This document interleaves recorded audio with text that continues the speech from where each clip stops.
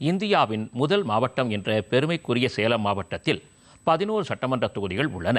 இதில் கெங்கவல்லி, ஆத்தூர், ஏற்காடு, ஓமலூர், மேட்டூர் மற்றும் எடப்பாடி சட்டப்பேரவை தொகுதிகளில் கள நிலவரத்தை ஒரு செய்தி தொகுப்பாக காணலாம். சேலம் மாவட்டம் 5237 சதுர கிலோமீட்டர் பரப்பளவை கொண்டது. கல்வராயன் மலை, சேர்வராயன் மலை, பாலமலை, மண்மலை, பச்சை மலை, ஜருகுமலை, கஞ்சமலை என்று மலைகள் சூழ்ந்த மாவட்டமாக சேலம் மாவட்டம் திகழ்கிறது. உலக புகழ்பெற்ற சுற்றுலா தலமான ஏற்காட்டில் விளையும் காபிக்கு சர்வதேச அளவில் முக்கியத்துவம் உள்ளது. சேலம் மாவட்டத்தின் நுழைவு வாயிலாக உள்ள கெங்கவல்லி தனி தொகுதியில் பிரதான பகுதிகளாக தம்மம்பட்டி, செந்தாரப்பட்டி, வீரகனூர் ஆகியவை உள்ளன. கரும்பு, நெல், மரவள்ளி, மக்காச்சோளம், பருத்தி, பாக்கு, புகையிலை உள்ளிட்டவை அதிகம் பயிரிடப்படும் பயிர்களாக உள்ளன. 1000 கோடி ரூபாய் மதிப்பில் அமைக்கப்பட்டுள்ள ஆசியாவின் மிகப்பெரிய கால்நடை பூங்காவின் செயல்பாடுகள் முழுமையாக்கப்பட வேண்டும் என்பது கெங்கவல்லி பகுதி வாக்காளர்களின் பிரதான கோரிக்கையாக உள்ளது. ஆத்தூர் தனி தொகுதி சேலம் மாவட்டத்தின் மிக முக்கியமான தொகுதியாக உள்ளது. உளுந்தூர்பேட்டை, சேலம் புறவழிச்சாலை ஆத்தூர் வழியாக செல்வதால் எப்போதும் வாகன போக்குவரத்து மிகுந்த பகுதியாக உள்ளது. பெத்தநாயக்கன்பாளையத்தில் அமைக்கப்பட்டுள்ள 146 அடி உயர முருகன் சிலை ஆத்தூர் தொகுதியின் அடையாளங்களில் ஒன்றாக உள்ளது.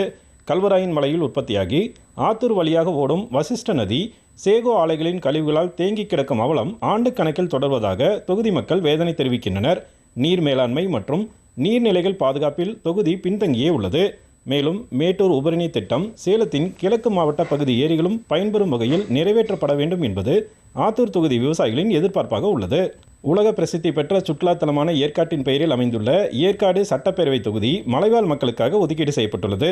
உள்ளூர் மக்களுக்கு வருவாய் கிடைக்கக்கூடிய வகையில் ஏற்காடு சுற்றுலா தலம் மேம்படுத்தப்பட வேண்டும்.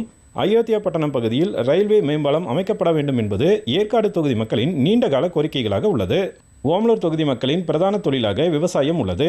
கோரைப்பாய் தொழில், கயிறு திரிக்கும் தொழிலும் பெரும்பான்மையான மக்களால் செய்யப்படுகிறது. பூசாரிப்பட்டி பகுதியில் விளையும் மலர்களுக்காக சென்ட் தொழிற்சாலை அமைக்க வேண்டும். அரசு வேளாண்மை கல்லூரி அமைக்க வேண்டும்.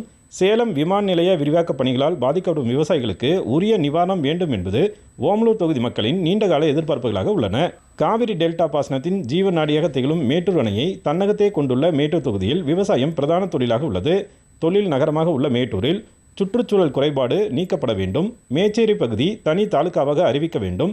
தக்காளி விவசாயிகளை பாதுகாத்திட நடவடிக்கை எடுக்க வேண்டும் என்பது நீண்டகால கோரிக்கைகளாக உள்ளது.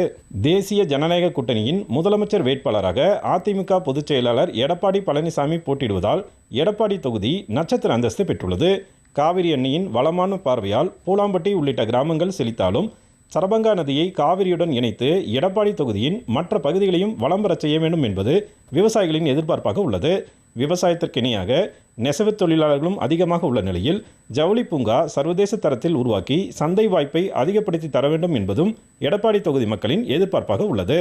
டிடி தமிழ் செய்திகளுக்காக சேலம் மாவட்டத்திலிருந்து விஜயகுமார் குணசேகரன்.